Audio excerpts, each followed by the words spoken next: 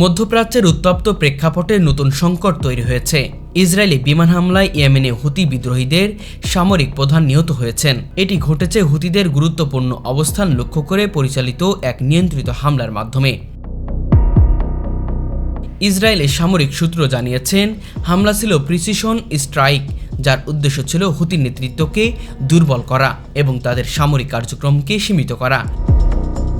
এই হামলার ফলে হুতি গোষ্ঠীদের মধ্যে আতঙ্ক ছড়িয়ে পড়েছে এবং তাদের সামরিক কমান্ডো কাঠামোতে বড় ধরনের ধাক্কা লেগেছে। হুতি বিদ্রোহীরা প্রতিশোধের শপথ নিয়েছে এবং আরও তীব্র হামলার হুমকি দিয়েছে।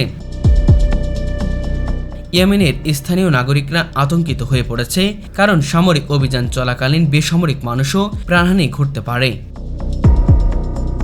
বিশেষজ্ঞরা মনে করেছেন, ইসরায়েলি হামলা হুতি বিদ্রোহীদের সামরিক ক্ষমতাকে মারাত্মকভাবে প্রভাবিত করতে পারে।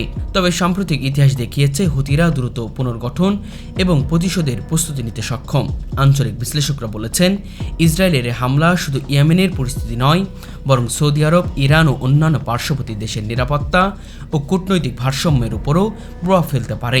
ইরান, যাকে হুতি বিদ্রোহীদের সমর্থন বলে ধারণা করা হয়, ইতিমধ্যে এই হামলার প্রতি কড়া প্রতিক্রিয়া জানিয়েছে। সামরিক প্রধানের মৃত্যুর নতুন দমনে হুতিদের তৎপরতা বেড়েছে, যা সাধারণ মানুষের জীবনযাত্রাকে আরও ঝুঁকি করে তুলছে। বিশ্লেষকরা বলছেন, এই ঘটনা ইতিমধ্যে স্থিতিশীলতার জন্য একটি বড় সংকেত। হুতি বিদ্রোহীরা এখন প্রতিশোধের পরিকল্পনা করতে পারে, যা সৌদি আরব ও ইয়েমেনের সীমান্তবর্তী এলাকায় নতুন যুদ্ধের পরিস্থিতি সৃষ্টি করবে। এছাড়াও ইসরায়েলের এই পদক্ষেপ আন্তর্জাতিক রাজনীতিতে বিতর্ক সৃষ্টি করেছে, বিশেষ করে যুক্তরাষ্ট্র ও ইউরোপীয় রাজনৈতিক অঙ্গনে।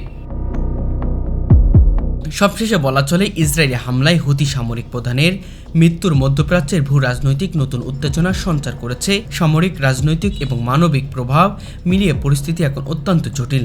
আন্তর্জাতিক সম্প্রদায়কে সতর্কভাবে পরিস্থিতি পর্যবেক্ষণ করতে হবে, যাতে নতুন সংঘাত এবং মানবিক বিপর্যয় রোধ করা সম্ভব হয়।